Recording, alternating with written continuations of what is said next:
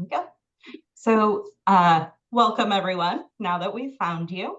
Um, my name is Susanna Rogan. I use she, her pronouns, and I am the Senior Training and Technical Assistance Specialist with Futures Without Violence. I am the one overseeing our program with our teen fellows focused on creating an awareness campaign for around teen economic abuse. I am also in control of the meeting, so if you see me seem distracted, it's because I'm trying to make sure people are getting in. So with that, I just wanted to briefly kind of review some of the things that we learned from the session on Tuesday and kind of contextualize how we're going to be discussing things today. So Tuesday, Sarah and our fellows shared a lot about the data and what different types of economic abuse look like in teenage populations. So really focusing on how education abuse could be recognized by an educator, how employment sabotage or interference could be, could impact a teen, but also can be identified by people in a teenager's life.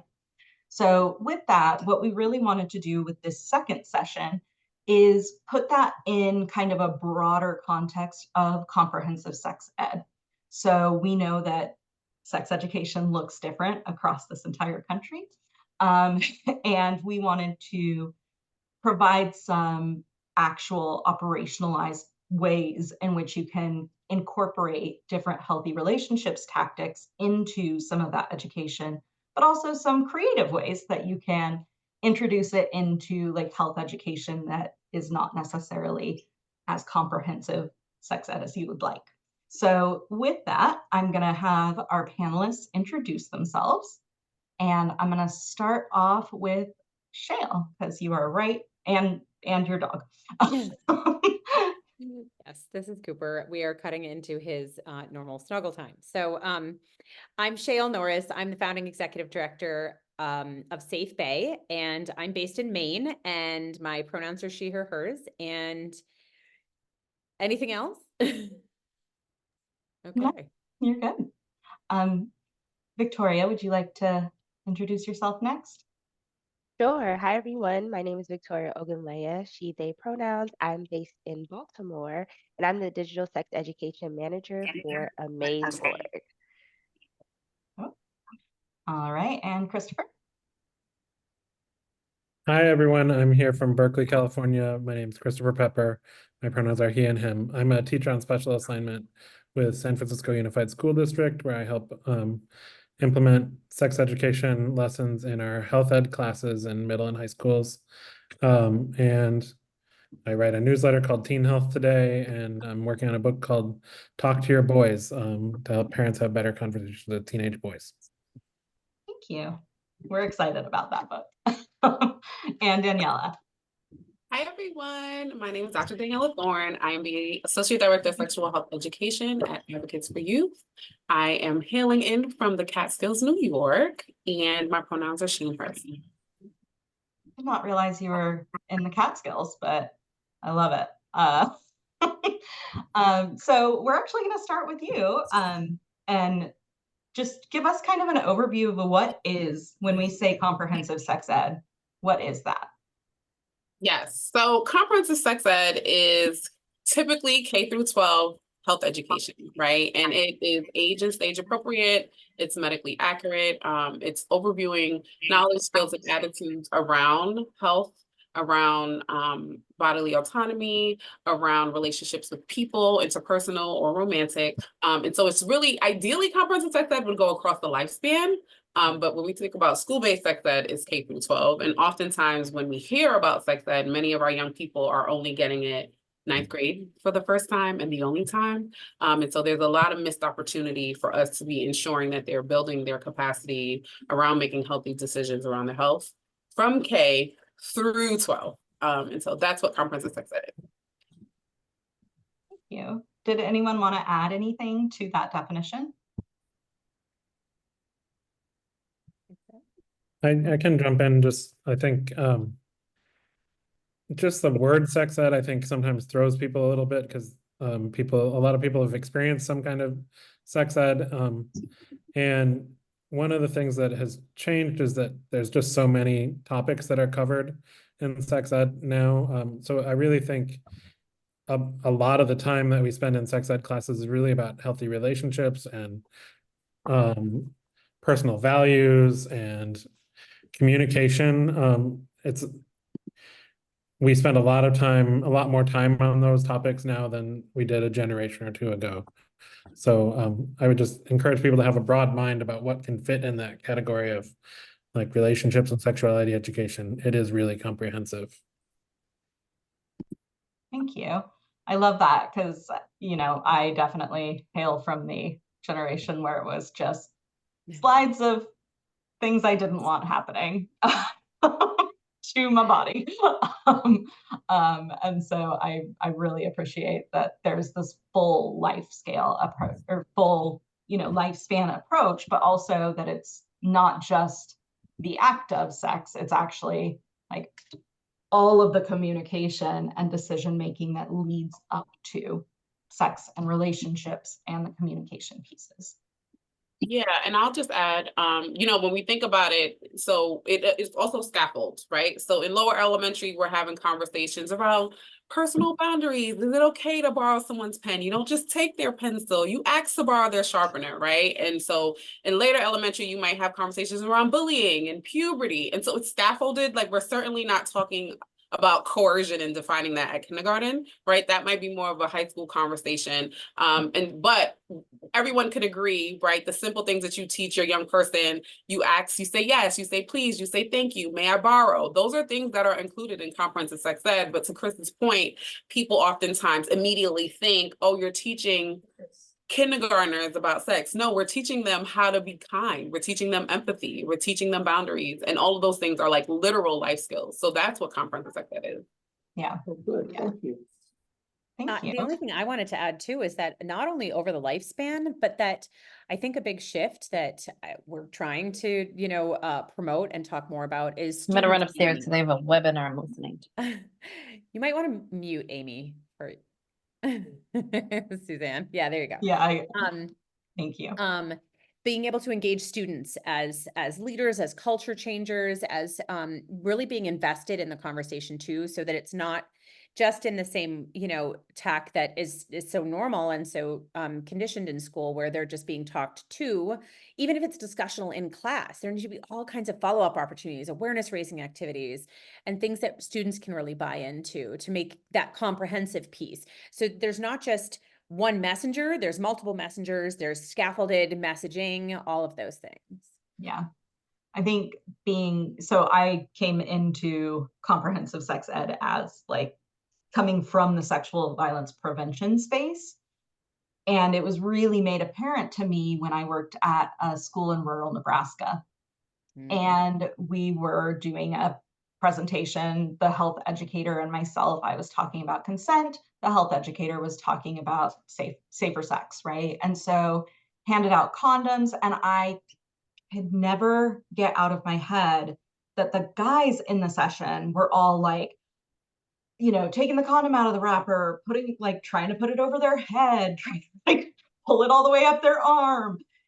And yet the young women in that session were like holding it by the corner as though it was some sort of I don't know, dirty glove they found on the ground. And I was like, oh, okay, so you think sex is something that's done to you. And it made me realize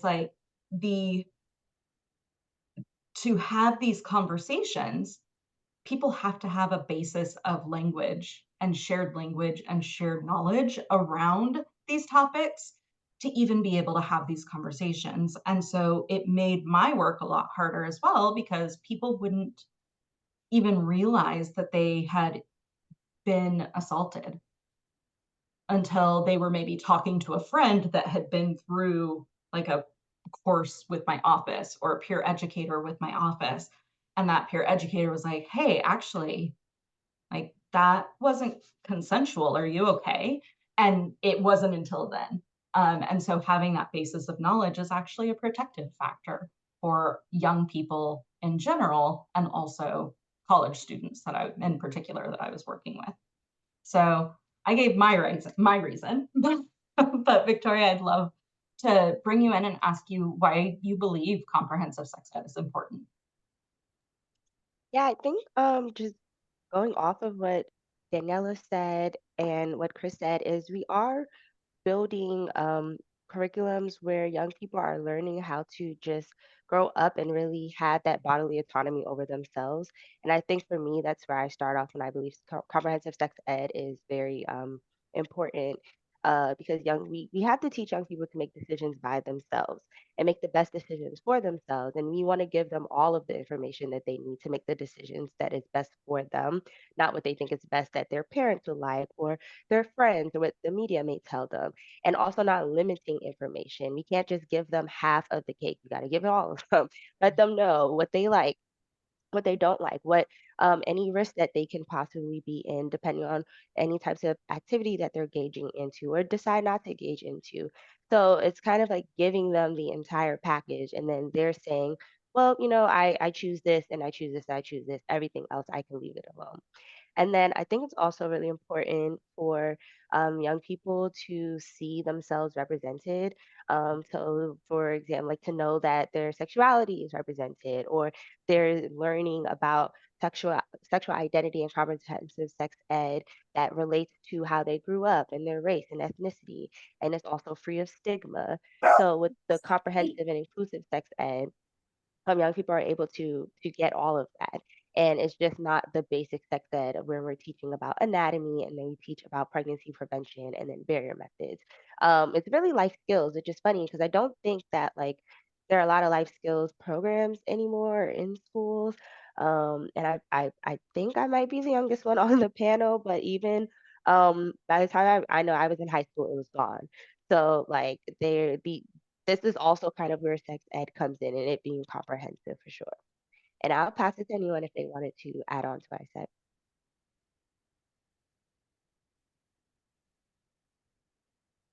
Christopher, did you have anything that you wanted to add? I know we've had these conversations. Well, I think you're totally right that like this is a life skills program. If you look at how health education, sex ed is often taught in health education classes. And that's been a push with health education broadly, is to talk about it as a skills-based health education is kind of the buzzword in that field. And the idea there is to we always want to teach factual information. We want to teach things that are reliable, but to sort of de-emphasize a lot of memorization of facts or like labeling drawings or things that that people are sort of just teaching information, because we recognize like people have a computer in their pocket, they can look things up. If they forget how to, what are the symptoms of gonorrhea, they can Google that and they can have a pretty good set of answers that they can look through and decide, seems like reliable information. Where people really need practice is how do I call a doctor's office and make an appointment to go see someone about gonorrhea? How do I approach someone, if I see someone that I think is attractive, how do I approach them in a way that's respectful and, say, oh, I'd, love to talk to you, maybe we can go out, and have that be received in a way that seems, put that out in the world in a way that's respectful and where you're not seeming creepy or not seeming like you're harassing someone. Those are things that people need a lot of practice to get right.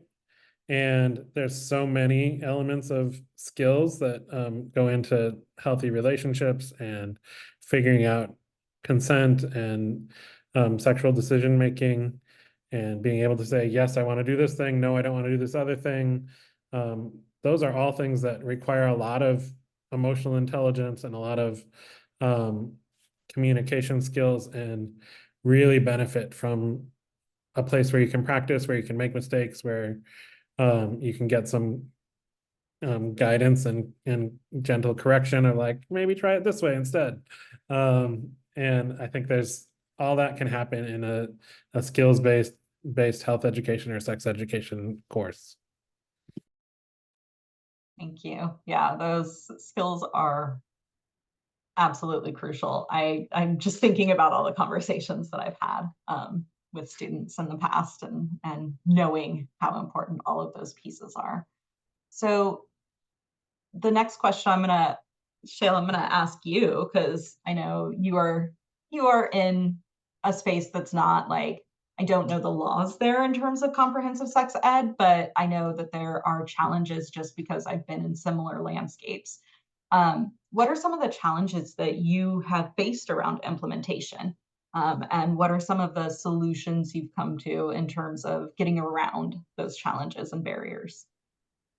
Yeah, I mean, ultimately, we're a national organization, and what's so interesting is that I think even in seemingly pretty liberal states where you'd expect to see comprehensive sex ed, it comes down to literally building to building and even teacher to teacher. It's amazing how many schools I've been in where one health teacher is teaching one thing that they're comfortable with, and the other health teacher is teaching something different. And because they're not comfortable with it, because maybe they set out to be a gym teacher and they're like, I never signed up to teach sex ed. And so I feel like those obstacles really then end up being adult discomfort. That's the number one obstacle out there in the sex ed world. And so that sometimes is the teacher themselves, that sometimes is coming top down, right? If you've got an administrator or a superintendent or your school board or whatever that are feeling that parents are going to be coming after them with pitchforks and torches with all the claims of grooming and all the things that we hear and see. So I think overcoming those obstacles comes in a few different ways. And I think that's where, when we initially started out, we just bypassed adult authority completely. We just started making everything free and putting it out to kids and having kids make it so that kids liked it. And I just always stood in the back and bought the pizza. And I think that creating content that's relatable and accessible to kids, and then like helping them to steer into that, to bypass that adult authority, and then invite adults to the room, to the space. Oftentimes I'll say, we're going to set the table and we're going to see who comes to dinner. And sometimes they're going to want an appetizer and that is it. And sometimes they're going to stay for the full meal, but maybe next time they're going to come and stay longer, because I think ultimately it's just baby steps. And also it takes a lot of data, right? Like when you've got uncomfortable parents or concerned parents who have bought into some sort of narrative that sex ed is harmful to their child or going to, God forbid, encourage them to have sex, that I think that we have to overcome those obstacles with data. We have to actually say, no, comprehensive sex ed, and particularly teaching kids about consent, teaching them about bodily autonomy, that consent at its foundation, and sometimes I will use language that I know is familiar in some of those more conservative spaces. We work with a lot of Catholic schools, which if anyone had ever told me, and one of the things I say is consent at its foundation is refusal skills. You want people to be able to determine, I'm not here to determine their morality for them. I'm here to tell them how to advocate for what their bodily boundaries are. You can work with them on what you want their bodily boundaries to be, but I'm going to make sure that they have the tools, the knowledge, and the language to be able to advocate for whatever those body boundaries are. Then we can get into some more complex conversations when your kids start asking questions. And then I'm going to follow it up with all kinds of stuff on social media, because once you get an access point, you can discuss the things that adults are comfortable with in the building. And then you can say, follow us for more information. And then at least they have a conduit for some conversations that again might be a boundary for adults. But we have to do so much work with adults to just say, like, yeah, we didn't get this information. That doesn't mean we should never, ever, ever introduce it. I think it's starting to denormalize the really bad sex education historically that's been available, and to try and advocate for that. And again, try and provide tools to health educators that make it feel more accessible, make it feel so that they can overcome. That's why we're here, right? To help health educators, all of the people that are on the front lines, to overcome those obstacles when they come up about, whether it's a parent, a student, fellow teachers or administrators, helping to overcome those obstacles with data and reason. Thank you. I feel like you're like a rousing speech right now. I feel like I say it all the time. Yeah. Well practiced. Yeah.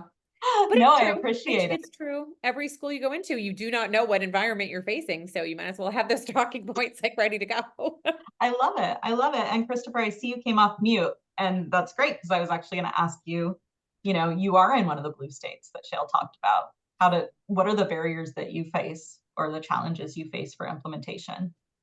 Well, I think we really heard that already. Like we really have to work with adults to help them feel comfortable, and that's working with families and educators. But I think educators should see families and parents as allies that and say like they're going to be the biggest influence on the viewpoints and attitudes and beliefs of their young people, and teachers are going to provide some factual information, a place to practice skills, but those values really come from the family and culture that the kids are in, and then young people start to develop their own points of view about what do they think about the world, and that's what we want to have happen. I think what I've seen, I started out as a rape prevention educator in college, and this was in the 90s, and because I was one of the few men in the rape education office, I often got sent out to talk to fraternities and male spaces. And the talk that we had at the time was a lot of no's. It was like, don't do this, don't do this, don't do this. And it was kind of what we had at the time, but I don't think it was very effective. And I've been so glad to see that we've kind of progressed in our messaging to really talking about consent in a way that, it's almost like a relationship is like a project that people are working on together, and like, hey, let's contribute this, and I'll bring this and you bring that, and what do you want to do this together? Like, no, I'm not really into that. Okay, well, let's do this other thing. And it's similar to like, to building something together that ends up hopefully positive for everybody involved. And I've found that idea of kind of bringing consent in a positive way and saying yes to things goes over with everyone, but especially as a good tool for reaching young men and keeping them engaged in the conversation. And I think that's an important part of sexual assault prevention. Like, we don't want to just be telling people how to keep people from assaulting them. We want to talk about how do we do this prevention for everyone and keep people from making consent violations or sexually harassing or sexually assaulting other people. Thank you. I think it's so true. I think so much of even why people don't necessarily want to engage in prevention work sometimes is because it can feel like we're constantly telling people what they can't do. And I think there's been this really great shift of like, if we're going to tell people what they cannot do, we also have to tell them, here are the options. Like, here are the cool things you can do. I always think, and I'm going to nerd out for a second, but I think of this, there's a book called A Director Prepares by a very famous theater director and named Anne Bogart, if anyone is interested. But in it, she has a chapter about violence. And I don't necessarily like the language choice of violence, but the concept in it is really this idea that for an actor who has so many choices to choose from, that it can be almost overwhelming, by putting in some structure and putting in some guidelines, you actually have somebody who is then able to create something more beautiful and more artistic because they're not almost paralyzed by the amount of options. And I think about that when we talk about boundaries as well. Like, when you put those in place, it's not stopping somebody, it's allowing it to grow in a different direction. So I really love that analogy you had about you're building something together. And I think that we can do as a field a better job of telling people what they can build instead of telling them what they shouldn't. So one of the Shale, you unmuted, so I want to give you an Yeah, opportunity. no, I love that because that's like one of the things that we onboarded this year was a project called Stories of Consent. And it's just a straight up collection of positive stories. all positive stories of consent, when most of the time, like you said, we hear like this violation, that violation, this is how somebody, and so positive stories give you that toolkit of like, oh, I like that move. I could do that move, those types of things. And like, and it's so many people oftentimes saying like, I've been through something in the past and this particular partner understood that I needed to set the pace. I need to, so, things like that are so great to see as a blueprint. Yeah, yeah. One of my favorite videos, and Victoria, I'm going to ask you about what the challenges in the digital space, but one of my favorite videos that shows those examples is like not related to sex at all, right? It's a video of Giannis after they win whatever the basketball championship is called. I don't know. I don't watch sports, but I love this video. And he's in line after partying all night. He has the trophy in his lap and he is doing an Instagram live and asks the Chick-fil-A employee if he can put her on camera. And she says yes. And then he informs her how many followers are currently watching. And she says, okay. It's like actually into it. And so it's one of my favorite examples of like, here is just consent in the real world. And he's giving her the information as he has it. And it's just this really great example because it's also somebody who is popular with young people because he is a very famous basketball player. And so switching kind of to the, digital can do a lot. And we know that Gen Z is very much online.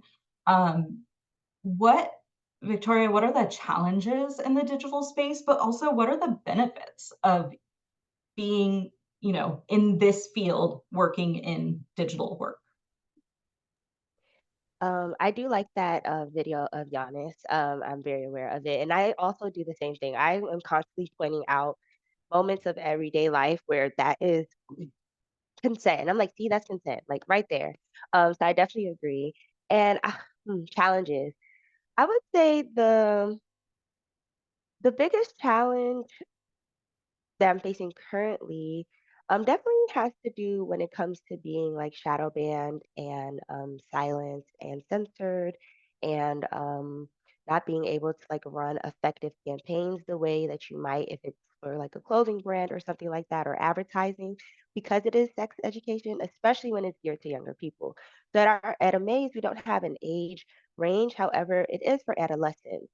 So typically it's running lower than like college students is our main audience. And that's even hard itself because we don't really know who's watching or we are interacting with. If I was to look at our YouTube analytics, it would say people who are age 25 to 45 are the ones who engage with our content the most sometimes because they're watching from like their parents' account because some of them are still pretty young. And then the ones who have been with the maze for who followed the maze for a long time, they're actually getting older, so they have more complex questions. So it's trying to like serve everyone at the same time and not get into all of these niche questions and try to find a way to like provide everyone with the information that they need. And something that I'm also seeing in the digital space is that the young people are sharing their experiences, and a lot of what they're sharing is pretty upsetting in the sense that their trusted adults, their guardians, their parents don't believe them or don't take their relationships seriously. So if someone is in middle school and they're dating, they're like, "Oh, that's just a little sweetheart." I think that's what we always call it. That's like that's your little friend. That's a sweetheart. And it's like, no, this young person is actually in a relationship with this person. They're crying, they're happy, they might kiss, there are lots of emotions and relationship aspects that they're experiencing for the first time as a young person, and the people, their guardians, don't really see it as serious, which then turns into them not coming to their guardians and sharing any unhealthy behaviors that might be in the relationship that's happening. So then what they do is they come online and they talk about it. But because it's such an influx of them coming online and talking about it, it's making it look normal. Oh, everyone goes through this. Oh, I'm not the only one. And it's like, it should not be normal to go through these unhealthy behaviors. So it's like, how do we get everyone, like you said, Shell, to get people to come in and tell us good things, tell us the happy stuff? It's like only the negative shares, that spreads around. So that was definitely a example that I noticed when I first started working with the Maze is the amount, especially in April, the amount of confesses that we get from people of them saying their parents don't believe them. They don't take this seriously. They don't want me to get on this birth control because they think this. And it's just like, okay, I try my best to respond to all of these comments and give everyone the tools that they need.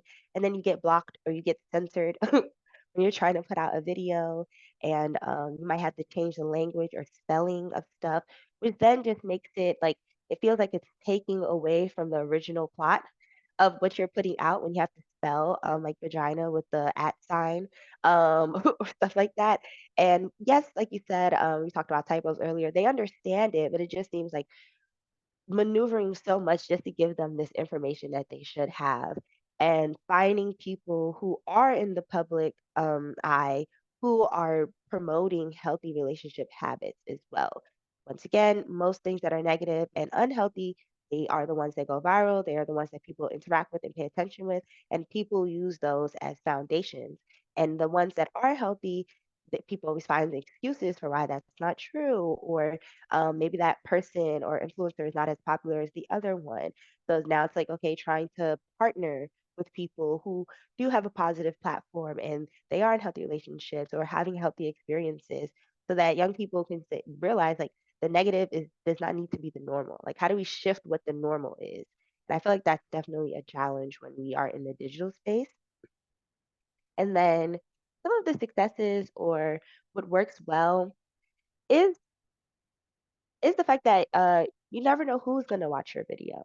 Like, you never know who's gonna reach the video. Sometimes we are able to bypass some of the after a bunch of appeals, we're able to bypass a lot of the restrictions, or our page isn't shadow banned, and then certain videos will blow up. A video that we did last year, it was about an adoption story because we wanted to do a video about adoption, and that video, without any advertising dollars put behind it, grew, and it started a huge conversation of all of these people whose lives I never knew about, of telling us like what type of adoption they were in, or they were adopted, or they're thinking about adoption. So it's like beautiful because people are connecting and sharing those types of stories. Or one about puberty is constantly going viral. And girls are always like, oh, am I late to puberty, or did I start early? Or some people talk about their period. So it's a conversation starter, and they're able to connect and have those conversations and find out, okay, here are some of the healthy things that are normal, right? Like, no, your body is not symmetrical. All of your body parts that grow are not going to look the same. Or, no, it's actually not normal to have that much of period pain or cramps. Like, that could be something serious. So, having those conversations and seeing the young people talk to each other underneath our post is really rewarding and nice. And then it does give us space to be a bit more creative. Amazes in the animation field. So we kind of appeal to people because it's a bit different. And we're actually starting to venture into working with animation and people. So working with influencers who are well known about what Amaze is, and they do reaction videos and they let people know about the videos, and people are able to come and really support. So uh, sometimes the negatives outweigh the positives, but the positives I believe have a larger impact. Um, and I would hope that we continue to move closer to the positives of being in the digital space. Thank you.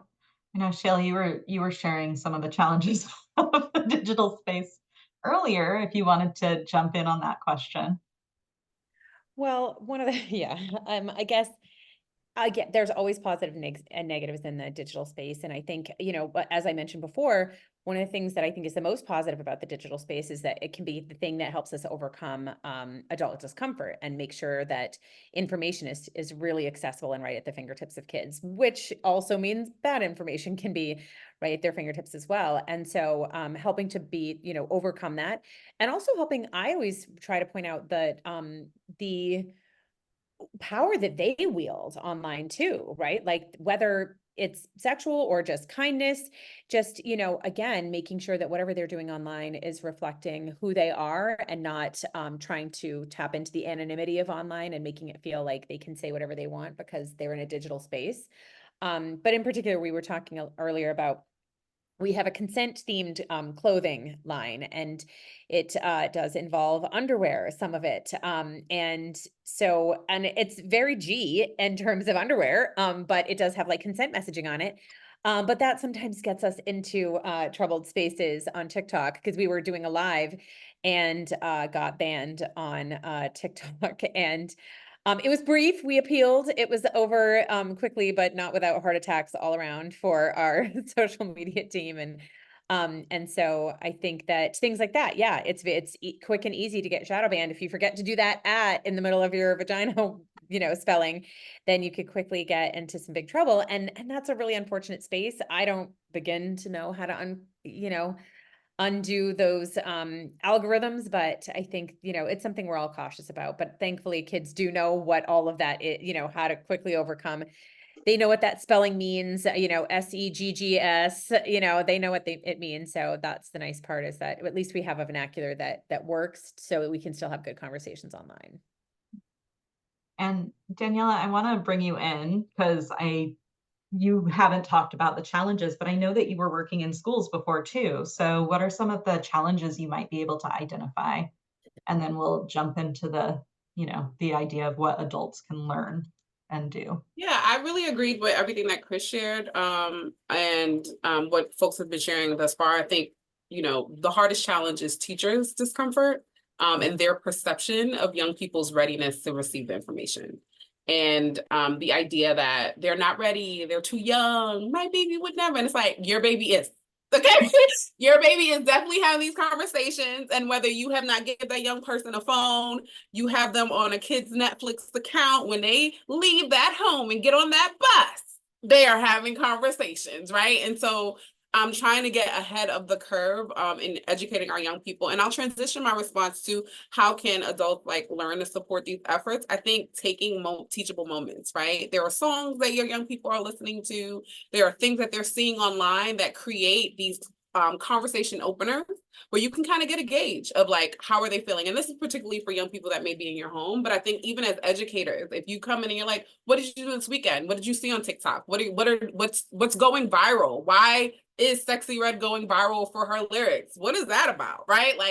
Meet our young people where they are. I think they already struggle with their perception of adults being out of touch. And so using moments of inquiry as an opportunity to share concrete information. I always tell our educators that we train, it's okay to say you don't know. There's a lot of things that I don't know. The language is forever changing, right? And I think that there's humility in saying to a young person, about that, I learn new terms every single day, and I'm in this work, right? I don't know, but let's find out together, right? Let's watch this Amaze video. Let's go on Safe Bay and hear about, oh, you heard about consent? Well, that's kind of cool, right? Let's have the conversation, because then it takes the awkwardness out of it and creates a space where you become an askable adult, and your young person feels comfortable and confident to have a conversation with you should anything arise, or should they experience something that maybe didn't make them feel comfortable. And so I think lean into the discomfort would be the best way that the best advice that I would encourage adults, whether you're rearing a young person or working with young people on a regular basis, because then they feel safer. Yeah. I love that. I am somebody who will always lean into my awkward, is what I say. But I think in addition to I am so happy to say, I don't know, let's find out. But I think something that we also forget is you don't have to act like you understand the language people are using. There are plenty of times that my fellows will say something and I'm like, I don't understand the words that you just said. Can you please tell me what that means? So I think that's another piece that people get anxious about, is I don't know the language they're using. And it's like, well, then just ask them. Shale, what about you? What do you think adults So the same. I try to be as self-deprecating as humanly possible, and just own it. And I think one of the things that I found is really interesting and nice, a way to build relatability, is that, there are a lot of those old movies that we came up on available to them, readily available, and they have watched them. And they're like, oh yeah, you grew up with trash media and you had nothing. And so, yeah, this John Hughes movie is incredibly problematic. Like, this is what you watched when you were my age. And I'm like, yeah, that scene in 16 Candles where he throws her over her shoulder and she's unconscious and he's like carrying her around being like, anybody can do what they want to her. That was in every movie. That was every movie. That was, and so trying to be like self-deprecating paired with that relatability of like, even going back and being like, okay, you've all seen the initial, the very early Star Wars movies. Let's reflect. Han Solo, super rapey or not? And they're like, oh yeah, actually very problematic. And so I'll say, like, this is what your parents came up on. This is what we as teachers all came up on. And so you're going to have to give us like a little bit of a hall pass to go, okay, they're catching up with us because we were raised on trash and we're trying to unlearn it. And so just being as like forthcoming about that as possible, because the one thing we have going for us is there's that like 80s, 90s section on Netflix and they've seen it. And, but also in the same vein, like one of the, scenes that I love to pull the clip from in a positive way, that's a older film now, not our teenage film, but from Hitch, where, Will Smith and Kevin James are, he's teaching him how to end a date, like a cool guy, like not a basic guy, to really set himself apart. And it is a masterclass in enthusiastic consent. They're like coming up the stairs. He's like, oh, if she jingles her keys, that means maybe. If she puts her keys in the door and opens it, you're out. And he teaches him to like lean in 90% and let her come. And again, it's very heteronormalized, but the message is still there. Like lean in that 90%, let her match that 10%. Because if you just grab onto her face like every other basic guy, then you're not gonna be able to set yourself apart. We're trying to teach you how to set yourself apart. So just that like 2-second clip, 2-minute clip can really like teach them like that basic foundational understanding with a really visual and funny, which is very hard to do in a lot of these instances, example of enthusiastic consent. That's what enthusiastic consent is like. I'm like, he uses 90-10. I like a good 50-50. But, using little examples like that to help really like solidify. And honestly, every follow-up survey I've ever done, they all remember that clip. They all remember 90-10. And so like being self-deprecating, relating through media, that's the other thing. Like, what are they binge watching right now, right? I remember like when Euphoria was really picking up and I was like, I know you are all watching that.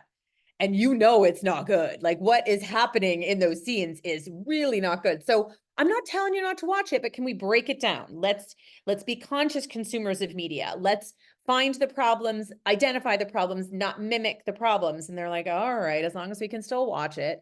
So just, those types of relatabilities, I think help to, and then just owning your age, owning your, medieval existence and just trying to find any relatable point. I love that. But I'm also going to point out like how even describing the clip in Hitch, it was, you don't want to be like the basic guy. And it's like, that's what the norm is. We're going to set you apart by having you be respectful. Which is like, oh, okay, we've gotten past it. But the reason that I went back and got a degree in gender, media, and culture is specifically because the media that we consume is that third and fourth and fifth parent, right? Like people, young people Usually are learning. Primary educator, as we Yeah. know. Yeah. Yeah. So Christopher, what about you? What can Well, adults do? Well, I think advocating for comprehensive sex ed and staying, I think it's great to be talking about the movies that you might watch together with kids. I also think it's smart to be realistic about where people get a lot of sexual information, which is from porn. So at this point, I basically tell parents, like, at the time that you're saying to your kid, you can have a cell phone that has access to the internet, you should be assuming that they are going to be looking at porn on that device, either intentionally or unintentionally. But that is where a lot of sexual information comes from for people who don't have access to learn about it in other ways. Kids are curious, they want to know how their bodies work, they kind of want to know about how sexuality works. And so the fact that there is an unlimited amount of porn available with very low bar of entry is something that affects sexual behavior among young people.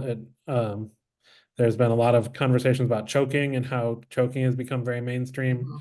And sometimes, that's a consent conversation that choking is a behavior that has some real risks of bodily harm for people, and definitely is not the kind of thing that someone should be doing to someone else without a conversation ahead of time that's very clear about those risks, where everyone is consensual about it, and not some, and what's happening instead is people kind of busting that out as a move. Oh, I thought you would like this because I saw it in a movie, and that just has to play into our awareness that we're talking about media, both mainstream media, but porn is a big part of the sexual learning for a lot of young people.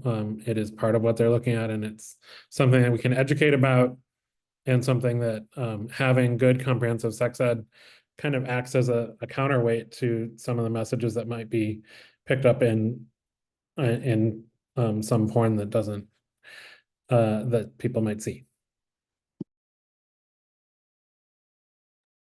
Absolutely. And I saw everybody nodding. The minute you started talking about choking, it was the Jack Harlow song. That really kind of set that off, at least in my opinion. But I wanted to everyone was nodding along to what Christopher was saying. So I wanted to give anyone who wants to respond or add on to that an opportunity to do so. I can add on. So in Maze, we have a few videos about pornography, really telling young people that porn is fiction, porn is not real. This is just as any other TV show or movie or performance that you are watching. It's not real life. It does not reflect it. And we do get a lot of pushback for that video. We still get lots of trolls and people like saying that all terrible things about us because we have it there. But we understand that it falls into poor literacy. And as Christopher said, if anyone has internet access, um, there's more likely you're going to be able to be exposed to explicit media, which is typically what I would call it. So we constantly are letting children know that like just because you might see this does not mean that it's normal or it's correct or it's right, and giving them those skills once again that like I started talking about in the beginning to decipher and say, oh, I remember watching this video and that's not true. Not everyone likes to be choked if we're using Christopher's example, or not everybody's body looks like that. So I can go watch, think about what I learned about body image and realize that it's not true and I don't need to compare myself. And of course, that's like easier said than done, but that's essentially the skills we want to build. We want the young people, because if they come across it, regardless of if they have a phone or not, like Daniela said, if they're on the bus, somebody's showing it to them, someone's sending a text message, a screenshot. There's so many conversations on TikTok right now about parents who feel like they're lost in the dark. They don't know how to keep their young people safe from seeing certain things on media, and they're lost and really starting to come to the awakening and realization that like you can only do so much to protect them. Protecting them versus educating them are two different things. You can protect and educate at the same time. And I believe that's like what we need, especially when it comes to it. Thank you, Christopher. Thank you. And thank you, Christopher, for you've been adding so many good links. And I'm like, oh, I probably should have been doing that. I appreciate you nonetheless. And, I know one of the things that we've been talking about is kind of how comprehensive sex ed is also primary prevention for, dating violence as well as sexual abuse. And so we want to address the elephant in the room, which is, how do you navigate some of this education while also navigating mandatory reporting laws that may exist as an educator?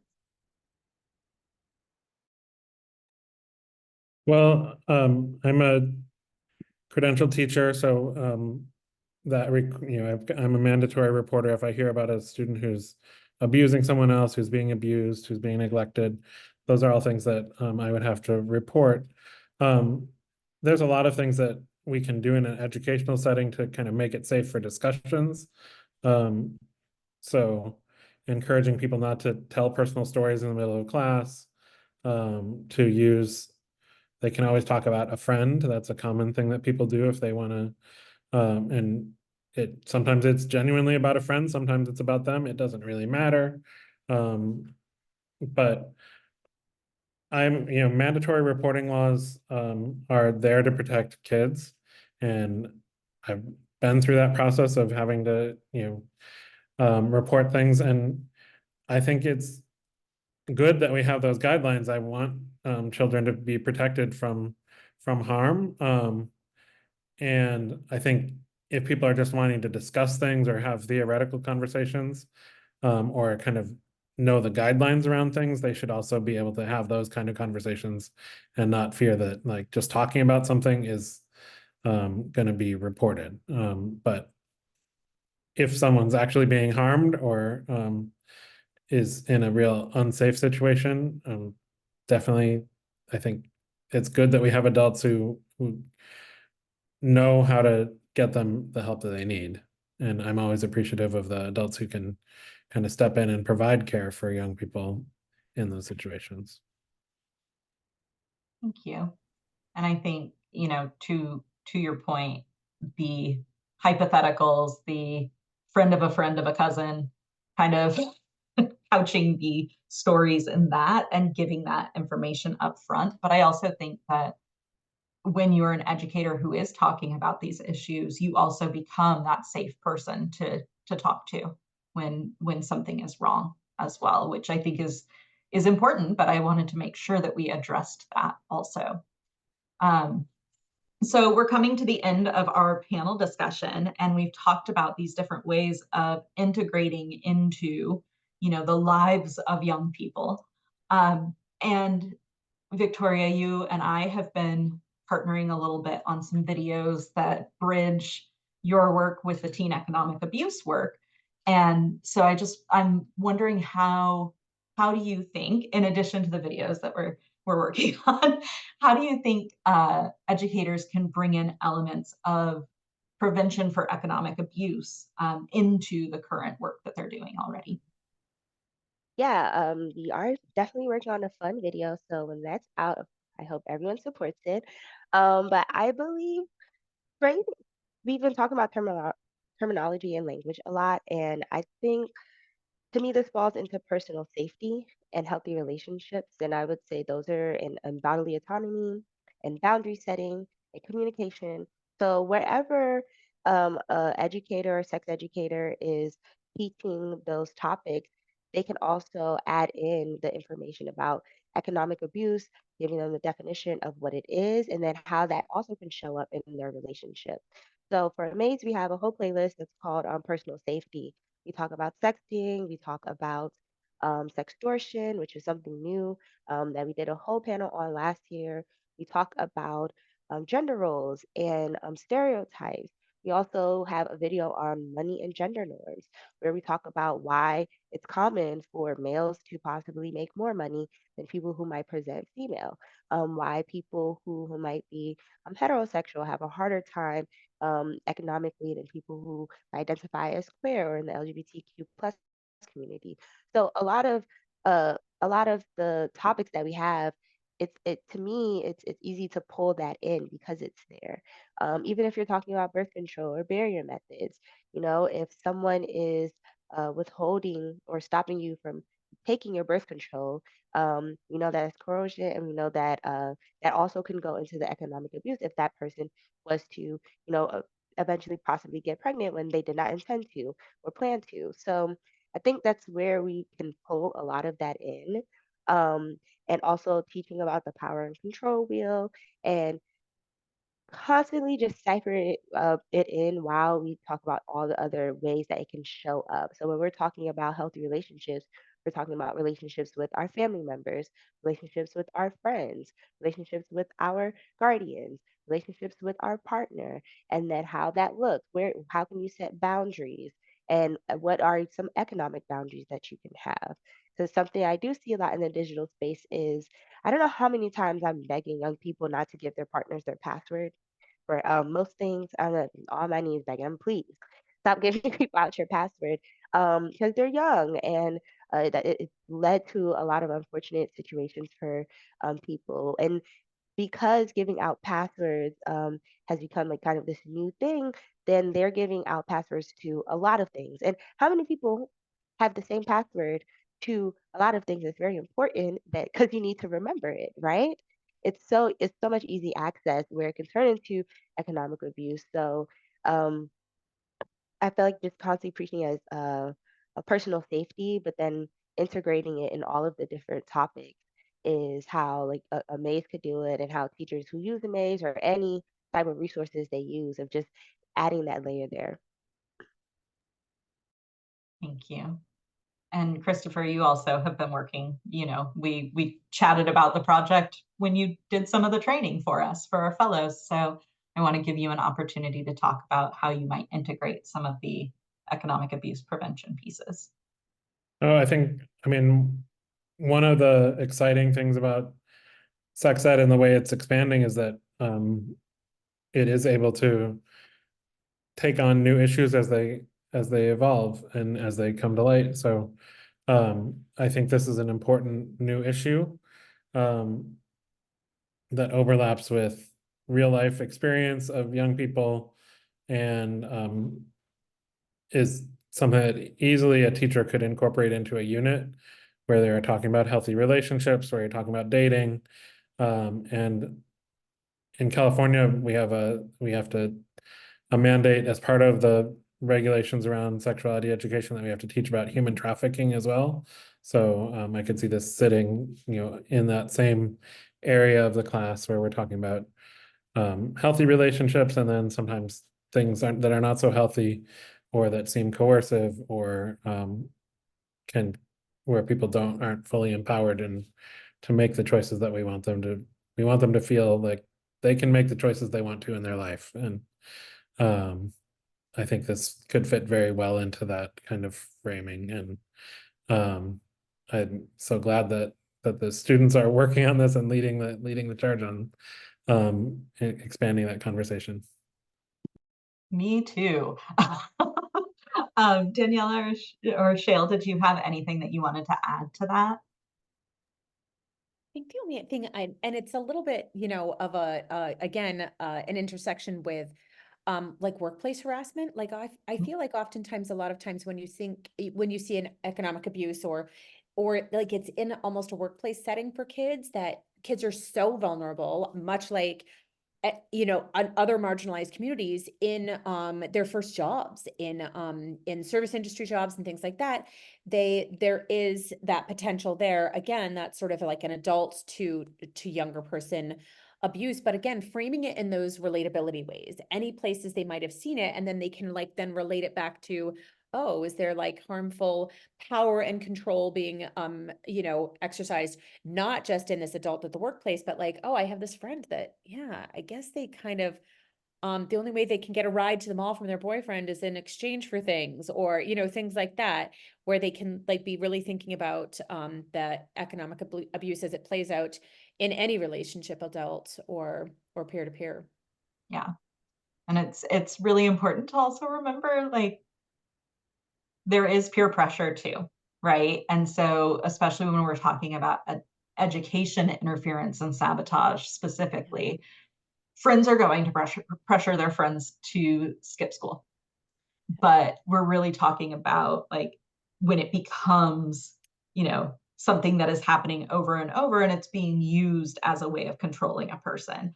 But those were great examples. And I think you're right, that intersection of specifically the service industry as well, especially if you are working sub-minimum wage, which a lot of those jobs are, you are essentially relying on other people to pay the rest of your wage. And that puts people in a really precarious position in terms of how they have to engage with those individuals. So it's another really good point that we don't really talk about, and don't really talk about worker rights for young people as well. So with that, Christopher, you've put some resources into the chat, but I want to give everybody a chance to while our audience is thinking of some questions they might have, I want to give everyone a chance to kind of talk through the resources that they have and other resources that they rely on. And we'll start with Daniela. Okay, I was trying to get the 3Rs web page, but I'm sure my dear colleague Victoria can get that for me. So Advocates has a very comprehensive sex ed curriculum named the 3Rs: Rights, Respect, and Responsibility. It is over 150 lessons across the spectrum of sex ed and human growth development. And so a lot of the topics that we talked about today, you can find a lesson from grades K through 12. Thank you, Victoria. Around not necessarily specific to economic abuse. However, there's definitely several conversations around explicit media usage as well. Excuse me, not conversations, lessons, explicit media usage, healthy relationships, right? And I think that economic abuse can definitely dovetail well in a conversation around healthy and unhealthy relationships. And so my resource would be check out the 3Rs website if you're looking to supplement what you all are already doing in your schools. Thank you. Shale? Yeah, so I think I'll grab some links and throw them in here. Again, all of these things intersectional with the economic abuse, but coming back to sort of what we talked about earlier in the obstacles that people face. So and what I talked a little bit about engaging kids as leaders. So wanted to share our certified peer educator training for students, because again, if you're a health teacher and you're uncomfortable talking about this stuff, but you're willing to let a kid do a classroom takeover for anything, economic abuse, bystander intervention, consent, then having them become, if they're interested, again, we find we have over 1,400 kids who've taken the peer educator training across the US in the last 3 years. So they want it, they're interested in it, they're out there. And if you have students that you think might be interested in that, they still need adult allies to then provide them with opportunities to be those peer educators. So things like that. And also, again, if you're facing any kind of pushback in curriculum change, then this doesn't have to be a curriculum change. This is just a presentation by a student. And the other piece being that, and I'll put that link into, we have a club model. So if kids want to start a sexual violence prevention club, or even more practically, that we often encourage kids to include sexual violence prevention programming in an existing club, in a civil rights club, in a National Honor Society club, in any kind of club that is degendered. Like, we don't want to have it siloed into a club that's, sort of single gendered, which some tend to be. But other than that, they could have, a Safe Bay, all of that Safe Bay programming, the awareness raising activities and things like that, that kids can really lead in school, housed within any existing club. So again, if you're an adult ally and you're like, well, maybe I can make a curriculum change and maybe I can't like change our policy, but I can be, I'm a club advisor for natural helpers, and maybe I want to like encourage kids to add this particular topic, and then let them like plant some seeds of like, what are you facing the most? Are you facing economic abuse? Do you not feel like you know how to respond if a friend discloses? Things like that. And then, access those types of things. So that's really, I think, the primary thing I wanted to share was ways to overcome some of those obstacles. I love that. I love that. And Christopher, what about you? People ask me a lot for resources for different health education things. So I have a personal website and I just put a resource list there. So I put that in the chat. And then just to keep up with things, I have a newsletter that it's called Teen Health Today, and I'll throw the link for that in the chat. People are welcome to sign up. You can sign up for free, and you'll get an email with something interesting that's going on this week. I love that. Something that's happening. Victoria, what about you? With Amaze, so amazeorg.com, just in general, or .org, we have lots of videos, and when you go in, we have an educator section. So there's an educator section where we have toolkits. We also highlight the 3Rs lessons that have Amaze videos incorporated with them, if you want to pair them together. And then for me, as I mentioned earlier, we do have a playlist that is for personal safety. Oh, Oh, you are muted. oh no. Okay, these links are on our website, and then we're also on YouTube and we are on TikTok. So a lot of our engagement and where you young people come to view the videos is on YouTube, and it is on TikTok. We also have a few educator talks where we speak to other sexual health professionals or just other people who we feel like would be good resources to teaching our young people, and that would be on the Amaze Parents YouTube channel. We just actually had an educator talk that our managing director, Lakara, did with Dorian, and she was releasing this video about vulvas and penises and puberty. Or it's, sorry, it's not a video, it's a book that just came out on the 30th. So we definitely are constantly trying to find new ways to help educators and guardians, as Chris said, work with the young people to give them the information that they need. Thank you. And I want to give, I mean, now that we're in a meeting style, if somebody wants to unmute and ask a question, or you can put the question in the chat, or you can also chat me directly. Give a moment for that.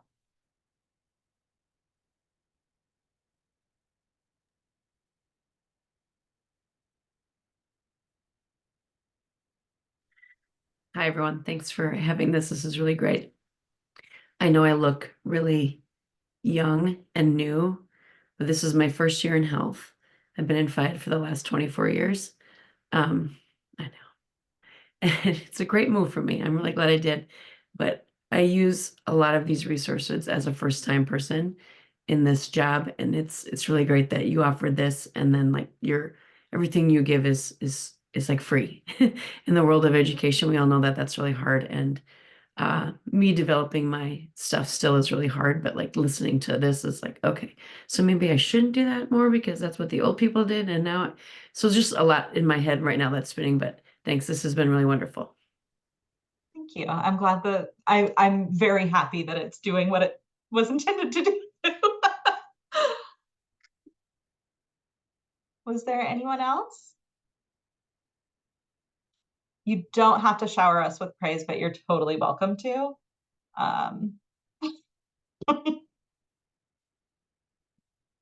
So another thing, and you don't have to say this, you can if you want to, but you can also put it in the chat if you want to, but really just for you to think about as we close out is really, how you're going to take this back with you. So with that, I'm going to ask everyone one last question. What is one thing that you hope educators are able to do after having attended this or maybe watched it online, this webinar? And I'll start off with Victoria.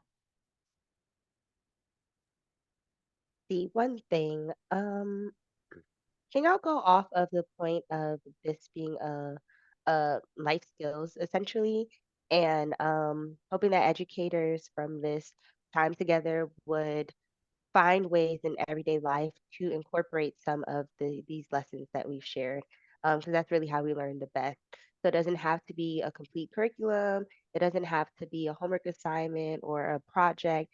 It could be something as small as, like Daniela said, you're talking about music, or you can say, I watched the video, I heard something, just something that's very small and relevant to start these conversations, and then see how it progresses from there.